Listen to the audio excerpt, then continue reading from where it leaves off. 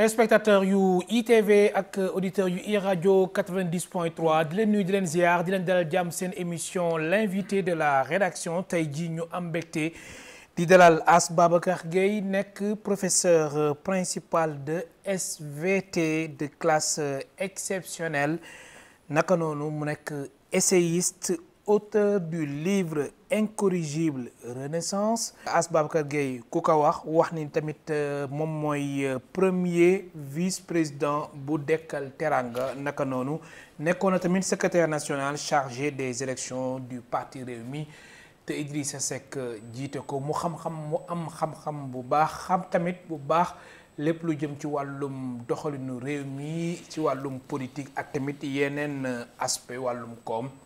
loolu yëpp Ass Babacar Gueye xam na ko livre bii ngeen di gis nag moom moo ko bind Ass Babacar Gueye boobu le livre am juróom-ñetti chapitre ku ko préfacé di docteur Abdourahmane Diouf nekk ministre de l'enseignement supérieur de la recherche et de l'innovation boobu le livre Ass Babacar Gueye ñëwaat ni tamit si jaar-jaaram si fànn yu bëre ci wàllum politique ak tamit yeneen fànn yi nga xamante ni moom dina ko leeral boobu le livre dédicace bi mu fas yéene ko amal ca Tëngéej ci Rufisque samedi bi ñu dëdmal incha allah di le 5 juillet.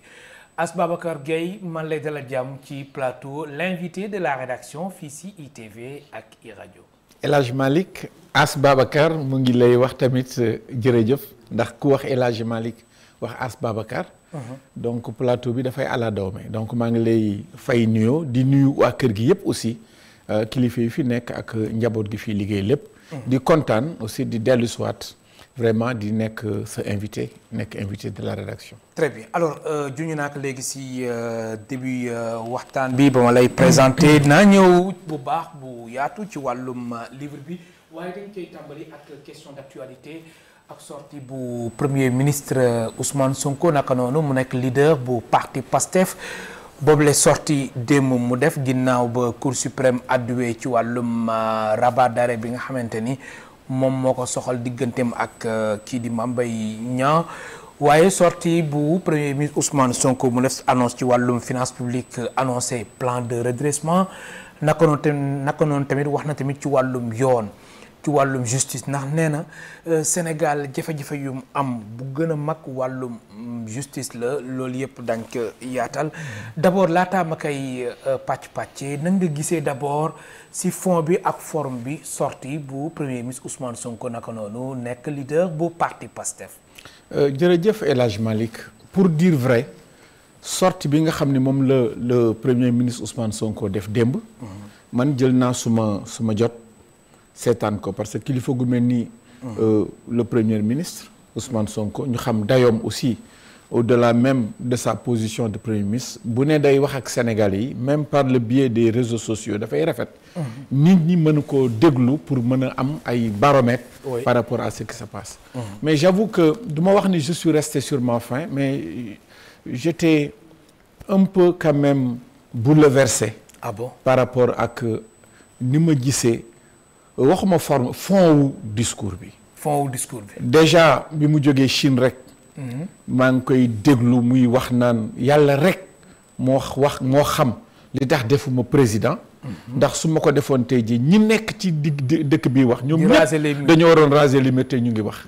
ci moment bi nga xam ni aujourd'hui ñun di observer gis nañu ni jàpp bi. vraiment dafa bëri par rapport ak vraiment durée bi ñu fi def.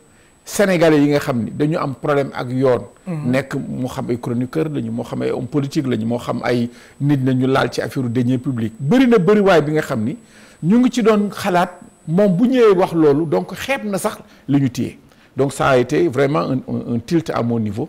beneen bi démb ma dégg ko tamit moom en tant que premier ministre mu yor lenge yi di coordonner l'action gouvernementale. bu demee ba toll ci suba dinaa bind. man Ousmane Sonko citoyen bi dinaa bind sama ministre de la justice. par rapport ak li xew par rapport ak rabat d'arrêt bi. kii bi nu mu tànkoor. dafay poser problème. donc moom nee na am na ay éléments yu bees yu am mais c'est-à-dire que fi mu bëgg man li ma koy xelal mooy. moi la façon bi ñu jëlee nguur gi. mën nañu jàpp ni parenthèse la bi nga xam ni vraiment atteindre nañu seen objectif parce que fa ñu jaar ba xeex ba jël. donte ni la ca nekk lépp lu doy waar am na ceek vraiment ñu ngi ciy réccu lu bare. waaye d'un point de vue machiavélique ñoom la ñu bëggoon am nañ ko j'ai toujours dit. que maintenant loolu parenthèse la peut-être que ils ont vu que dinaa ñëw ci lii mais damay wax ni ñu ñëwee pour wax ni nag ni ñu war a doxalee après. gis nañu ni par exemple que nguur gi fi nekkoon. ku mas a jóg ñu bëgg la faagaagal muy Khalifa Sall muy Karim Wade vraiment faagaagal nañ la ba doo mën a bokk. ñoom ñu xam ni même Ousmane Sonko waaye moom demoon na ba peut-être jëmmam. weesuloon na ko bokk ñi mu àndal sax bu ñu bokkee baax na.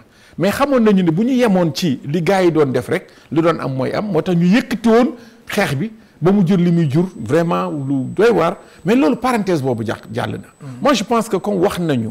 jëf nañu ba jël nguur gi fi mu nekk fi ñu leen di xaar wax nañu ba jël nguur gi fi ñu leen di xaar actuellement mooy ñu jëf boobu la ñu xaar léegi boo yoree lenge yi yor justice bi yor lépp et cetera boo toogee ba maintenant bëgg considérer pendant ce temps-là sa bopp comme un simple citoyen di attaquer justice bi di demaat ci lu moi je pense que li ma koy xelal mooy véritablement yooyu du cëram te dafay brouiller les cartes parce que ñun aussi na bu fekkee dafa ñu bëgg dugal ci carcan bi nga xam ne bu waxee rek ñun sénégalais yi ñu ne attention c'est le président du parti qui a parlé attention suba ñu ne non c'est le citoyen Ousmane Sonko qui a parlé beneen jour ñu ne non attention tey c'est le premier ministre qui a parlé dafay poser problème te dafay brouiller les cartes alors parce que moi je me suis dit que la déchéance électorale boobu dafay dellu soit ci dialogue bi ce problème là posé waatoon nañ ko ci dialogue par le juge jeexul épuisé wuñ ko moo tax actuellement ba léegi dilemme boobu am na fi aujourd'hui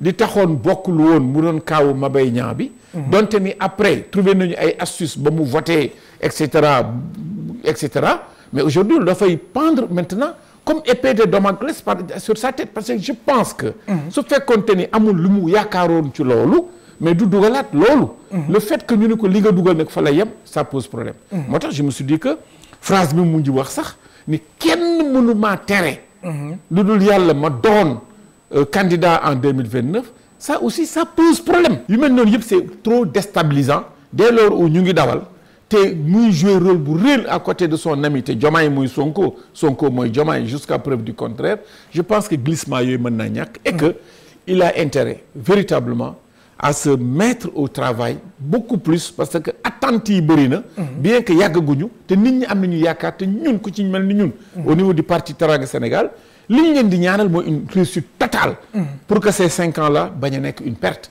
mais nii ñu demee nii je pense qu'il faut beaucoup plus donner le travailler qu'être dans les réseaux sociaux. Alors am na solo as Babacar Gueye ci wàllum yoon ban taxawaay wala ban analyse ngay def si régime bi fi nekk nga xamante ni ñoom lu ñu jot a subir ci ancien régime bi moo tax bañ leen falee dañ njëkk woote lu ñuy wax les assises de la justice. Tout à fait.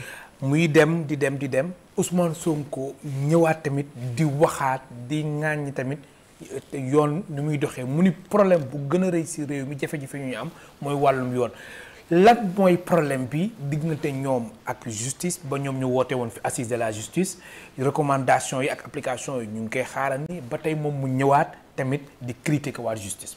c'est là où ça pose problème. ñoom dañu ñëw indaale livre solution. defe naa dans ces solutions là problème bu justice bi am na ci part bu am solo. tey jii ñu leen di xaar ñu yor lenge yi. yor lépp ci seen loxo continuer di jàkkaarloog Sénégal yi di leen wax ni le problème du Sénégal est un problème de justice mais ci kan moo war a régler loolu. je pense que ci jubal jubanti bi ñu leen di xaar te ñu nekk ci la ñu war a sukkandiku bañ cee communiquer fexe ba tegaat justice bi ci yoon mais bu fekkente ni day wane un peu d'incapacité pour régler ça mel ni aujourd'hui la justice ni ma ko comprendre est toujours minée par des gens qui sont là nga xam ne yàq rek lañu mais ñoom la ngay. c'est le président de la République. qui nomme au poste civil militaire etc. bien que c'est la magistrature. Oui. C'est un peu complexe mais je pense que ñoom li ñuy xaar ci ñoom mooy ñu mën a seggi nu tuddee graines yu bon yi ci ne. te ànduñoo ak ñoom seen vision ñu mën leen cee génne. mais pourtant am na ay changements yu jot a am ci justice. mais le résultat n'est pas encore là. même tamit récemment am na le conseil supérieur de la magistrature. c'est vrai. am na ay décisions ay yenn changements ay opérations yu ci am. mais dara sotteegu ci. par rapport à ça. parce que bu fekkoon di yëf yi sotti na démb ni mu waxee du ko wax démb ni mu waxee cela veut dire que le problème est toujours là. donc li ñuy xaar ci ñoom en tant que sénégalais en tant que au-delà d'être politique en tant que citoyen mooy jafe-jafe bi am ci justice te mu réel ñoom ñu gis ko mais ñoom ci ñoom la ñuy xaar ñu régler ko mais boole wàlla ci yërmande ci benn côté en vérité fi ñu jaar yëpp ak li ñu leen teg yëpp ba yàlla faye leen li ñu yor nii je pense que am na ci question yi nga xam ni au niveau de ñoom li ñu war a mën a dimbalee justice bi mooy ñu mën a tënkam lu ñu ndawaan am na ci chantier yi nga xam ni man dama ciy ànd ak ñoom par exemple c'est-à-dire que la réduction des comptes bi nga xam ne ñu ngi ci tant que defuñu règlement de compte song mbir yi par rapport ak code de transparence bi 3 mois yi taxaw ñu càmbat les finances du Sénégal xool aussi rapport Covid bi s'il est prouvé que am na ay citoyens yi nga xam ni alal ji nga xam ni ñun ñëpp ñoo ko bokk El Hadj Malick dugal nañ ci seen loxo ba mu leer ñooñu nañ ko goxi ñu joxe ko mais loolu pas vraiment mais foofu dafa am 2 points mais justement la nga gis règlement de compte nga gis wala reddition des comptes 80% de reddition des comptes mais 20% de règlement de compte alors que ça devait être 100% de reddition te loolu rek bu ñu ko defoon réussir que dañ ciy génn en vérité ñi war a takk brassard yi est-ce que ñu ngi koy takk est-ce que amuñu ko war a takk te takkuñu ko il y a beaucoup de choses qui se passent mais ñi war a am liberté provisoire te duñ ko am ñi war a am caution ñi nangul ñii duñ ko nangul ñooñu ci wax ji nga xam ne am na ay wax yu mu waxoon yu jiitu loolu mais ku ñu tam dëmm doo socco yaxulir mais si yan fee nga basé wu ba ni 80% yi wàllum reddition des comptes la 20% yi wàllum règlement de compte voilà parce que en vérité quand même man su ma gisee ñu tàppe ci benn autorité bu fi nekkoon boo nee bërël rek mu indi 1 milliard wala mu indi 500 millions teg te leer na li kooku indi loolu miraasul boppam mais cela veut dire qu'il y a problème maa ngi wax suma ay xarit ni leen man j'étais pendant 2 ans dans le gouvernement pas dans des postes stratégiques parce que j'étais chef de cabinet conseiller spécial d'un président d'institution nekk ci loolu mais bi réduction des comptes bi commencé ñuy bëmax gars yi di génne xaalis bi je me suis dit mais man j'étais dedans mais j'étais pas dedans parce que xamu woon ni mais alalu réew mi noonu lañ ko caxatee ñun ñi nga xam ne ci suñu salaire la ñu yemoon tey ñu paan suba du ñu paan mais bu ñu mënee wax ni ndekete gaa ñi fii la ñu caxañ xaalis je me suis dit problème bi buñ ci dellu ginnaaw nañ ko xool bu baax a baax képp ku yor dërëm parce que c'est écœurant képp ku yor dërëm réew mi te yor bi nga ko yor normalu na nga ko ci delloo si donc bu ñu yemee ci loolu ba pare am yemale je pense qu'ils peuvent même réussir beaucoup de choses. Très bien. Alors As Babacar Gueye, professeur principal de SVT de classe exceptionnelle, essayiste et auteur du livre Incorrigible Renaissance mooy tey suñu gan ci émission l'invité de la rédaction As Babacar Gueye moom mooy premier vice-président bu Teranga Sénégal. De quel Teranga? C'était la coalition. Très bien, mais Teranga le Sénégal. Parti c'est Teranga Sénégal du docteur Abdoulaye Niane. Abdoulaye Niane, très Voilà. bien. Alors ci wàllum finance publique très rapidement Ousmane Sonko dafa annoncé un plan de redressement loolu aussi jàpp nga ni ci urgence yi la. Voilà ci urgence la bokk. Je pense que alors le plan de redressement bi lan ngay xaaral ni ci moom. li ma ciy xaar daal mooy aujourd'hui Sénégal sur le plan économique fépp ay metti fépp ay yaramu màgget la fépp mooy metti et que tous les problèmes là ñu jànkonteel te aussi ñu mën leen may ni effectivement fa ñu fekk Sénégal moo suufee xaw ma ñaata suuf ci suuf la nekk ñu war a donc baral jéego yi par rapport à ce plan de redressement j'avoue que dégluwuma axe yi mu ci développé par rapport à ça mais je me suis dit s'il y a une urgence aujourd'hui c'est une urgence économique même moo tax bi ñuy def sax le dialogue national là ñëpp gisoon nañu ni le premier dialogue enfin le deuxième dialogue sax laay wax man parce que le premier dialogue devait être un dialogue de consensus pour tappewaat xol yi peuple bi nekkaat benn fracture bi mën a dañ ñu xam ne ñëpp vraiment ñoo ànd war a liggéey mais à part ce dialogue là consensuel bi nga xam ne vraiment pour tapper xol yi la réconcilier les Sénégalais entre eux dialogue bi nga xam ne moo waroon taxaw moo doon dialogue économie bi mais amul effectivement mais dès lors où teg nañ seen tànk ci loolu xam ni il y a une urgence pour le redressement économique du ñu def lu dul rafetlu ko ba pare vraiment mettre nekk même à leur disposition en tant que citoyen ñun ñëpp lépp lu ñu ci mën a liggéey ñu liggéey ko parce que aujourd'hui le problème du Sénégal est un problème économique. Très bien alors As Babacar Gueye maa lañ ko doon wax léegi dafa génne benn livre bu mu tuddee Incorrigible Renaissance boobu le livre nag ki ko préfacé kii di docteur Abdourahmane Diouf l'actuel ministre de l'enseignement supérieur de la recherche et de l'innovation alors d'abord laataa may ñëw ci livre bi pourquoi nga choisir docteur Abdourahmane Diouf mu préfacer livre bi yéen ñaar da ngeen yàgg c'est vrai partagé ngeen parti Rewmi xamante ngeen lu tax ce choix porté ci moom. excellente question Abdourahmane suma rakk la. dañu am complicité intellectuelle bu rëy. oui à l'heure où je te parle mënuma la wax fan la bureau am nekk. mënuma la wax fan la bureau am nekk. mënuma la wax fan la këram nekk. moom xamul sama kër fu mu nekk. mais dañu partagé en 2012. quand le président Idrissa Seck avait soutenu Macky Sall. en 2012 ci deuxième tour bi. Macky Sall le président Macky Sall laaj président ab kële ñaari ministre mu joxe mon ami Omar Gueye joxe aussi Pape Diouf def leen ay ministres moom aussi Abdourahmane dañ ko président Idrissa dafa ko proposé mu yor SONES.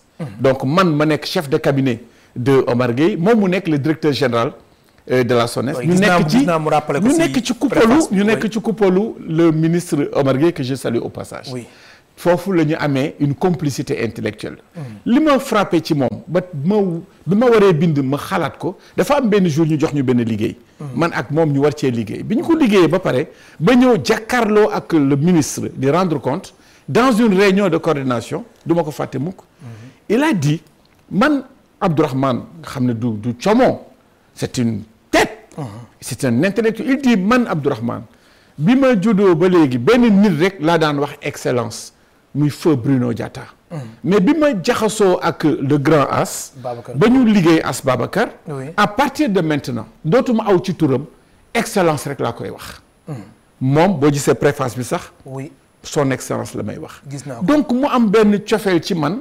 am lu mu yaakaar ci man sur le plan intellectuel man aussi ma koy namoo par rapport à ça.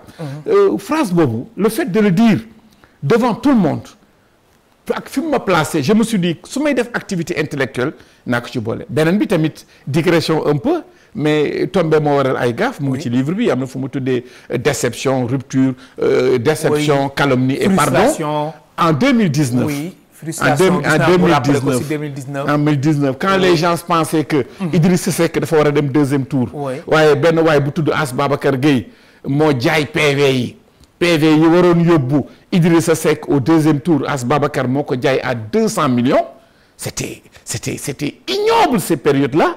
parce que gars yi dofoon nañu yaakaar ni Idrissa waroon na dem deuxième tour alors que Idrissa sait lui-même man ma xam parce que man may acteur principal bi que la soirée électorale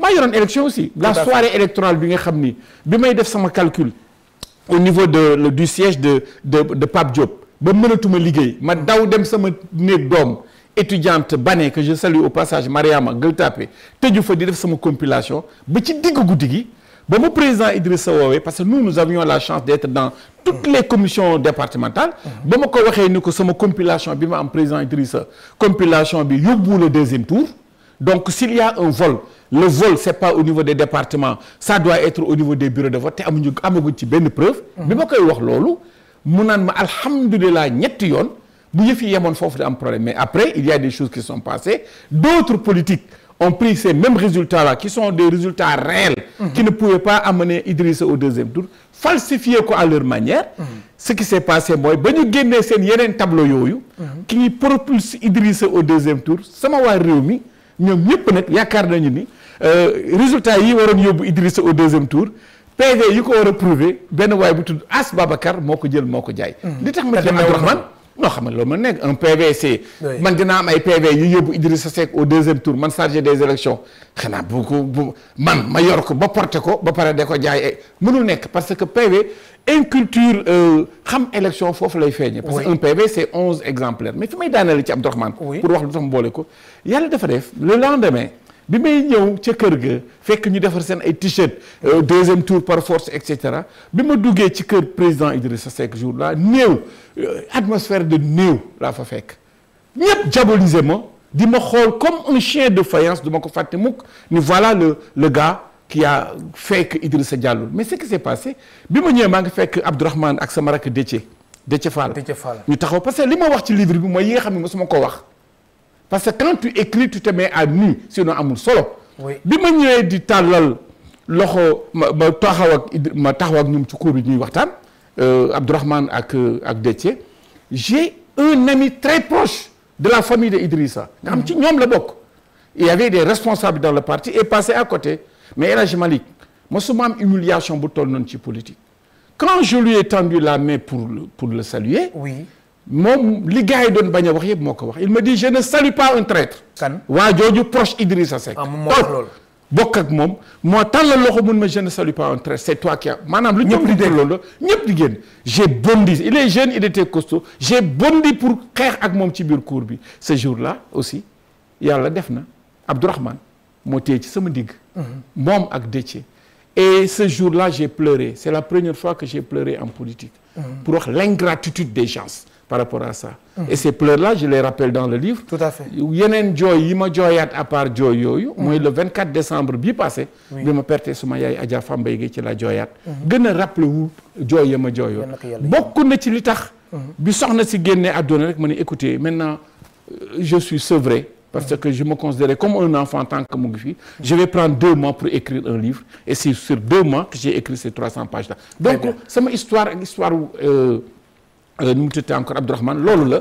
c'est un garçon que j'estime beaucoup. donc intellectuellement laa séq ak moom loolu. et il me l'a rendu malgré le temps qu'il n'a pas il a eu à faire une préface merveilleuse. am na solo et il sera à mes côtés inchallah le samedi. le 5 inchallah alors livre bi 329 pages la. du ñu mën a wax yëpp. mais dafa am ginnaaw préface bi ay aspects yi nga xamante ni abordé nga ko ci livre bi nga xamante ni. chapitre yi 10 la. 10 chapitres chapitre bu njëkk bi ABG affaire bu graaw. lan nga bind foofu. c'est un chapitre bi nga xam ni spectateurs yi. chapitre bu ma gën a neex ci chapitre foofu la. parce que là-bas c'est l'enseignant. c'est le professeur on dit As Babacar pratiquant électoral As Babacar sportif As Babacar homme de développement. mais gis nga El Malick yi ma ci dàqal yépp mooy As Babacar jàngalekat. sobriquet boobu suma ay élèves. au niveau du lycée Limamoulaye nga xam ne fa laa débuté. fa laa jànge Limamoulaye fa laa jànge comme élève de la première promotion. am chance nekkoon le premier président du foyer du lycée Limamoulaye. génn Limamoulaye dem jàngi. nekkaat am chance nekk le premier élève du lycée Limamoulaye qui est revenu dans l'école comme professeur. donc c'est Limamoulaye c'est dans ma chair. donc samay élèves en 1988-89 après année blanche bi ma commencé très jeune professeur il y avait un groupe de rap def naa ñoom Pi France la woon. ñu doog a commencé génne woon benn single bu tudd affaire bu graaw. yaa ngi koy rappelé wu. et les élèves ont vu que As Babacar Gueye c'est ABG. c'est donc affaire bu graaw. donc et ce terme-là m'est collé truc moo tax ce chapitre-là je recommande ñiy lire livre yëpp nañ ci attirer attention parce que j'ai pris une bonne partie de ce chapitre-là pour rendre hommage à mes élèves. parce que j'ai une complicité avec mes élèves. si sama 32 ans yi ma xam ne moom laa jàngale créé en mai. je n'ai jamais voulu être censeur ni proviseur ni rien du tout. professeur non jàngale. ci laa commencé ci laa jeexale. et mes élèves me le rendent. j'ai raconté dans ce livre-là j'ai dit que en tant qu'enseignant je suis devenu colonel.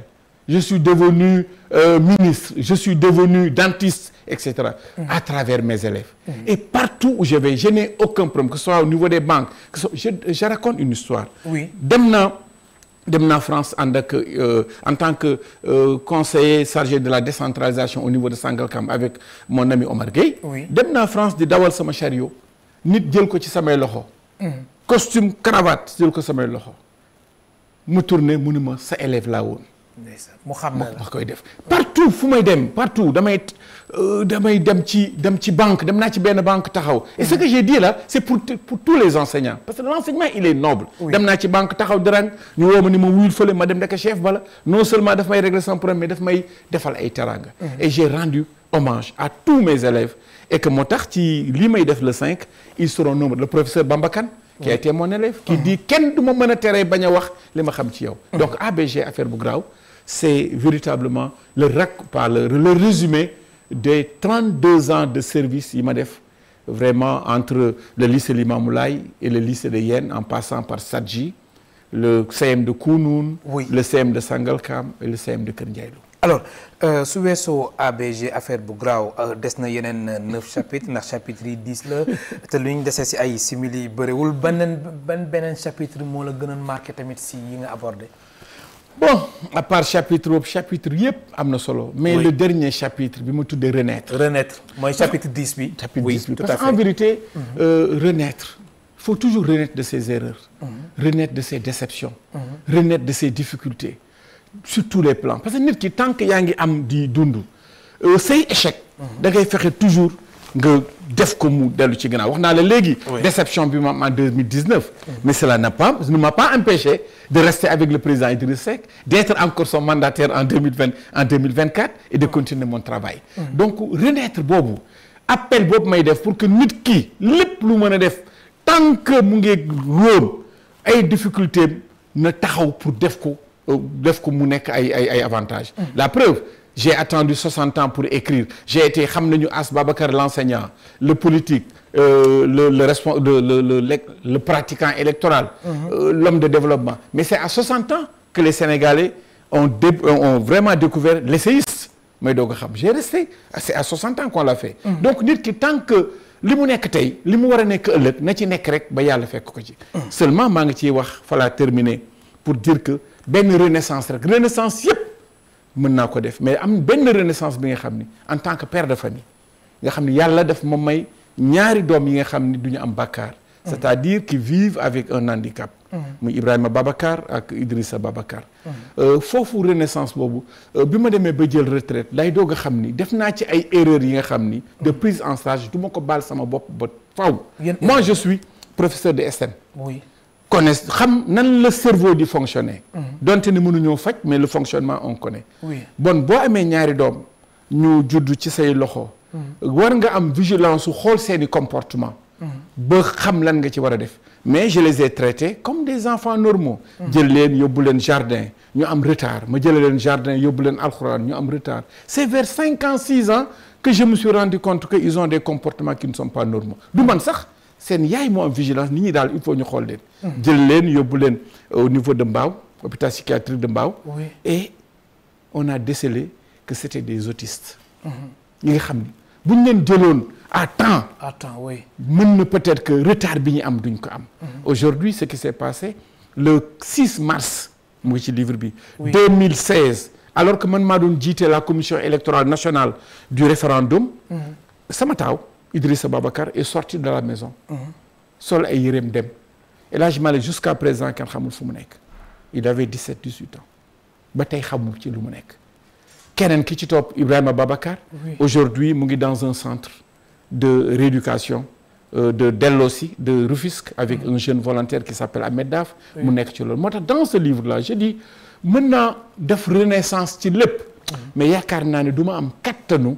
def renaissance par rapport à mes responsabilités de père. Et quand j'ai pris et damay sant yaay seen yaay parce que quand j'étais dans l'action nekk ci lépp nekke moom lii la doon endurer ak ñoom quand j'ai pris la retraite ba toog ci kër gi lay doog a xam ni j'ai failli quelque part à ma mission loolu ma dal nag bëgg naa ko nit ñi bañ leen dal que les gens soient vigilants avec leurs enfants ndax àq la ñu am taxawaay par rapport à ça quand j'ai lu aussi dans Horizon 2050 bu bees bi partie médicale que am nañu volonté nguur gu bees gi mettre en place des structures dans les départements pour la prise en charge de cela je me suis dit je les ai encouragés pour dire que ces personnes-là n'ont pas demandé à naître te yàlla moo la koy jagleel te li mu la def rek attan nga ko mais taxawaay bi dafa war a gën a taxaw dafa war a gën a am dëggantaay par rapport à ça donc je dis moom laa conclure ci livre bi je peux renaître sur tout je suis capable échec dem élection ñu gagné ma redoubler en classe de CM2 revenir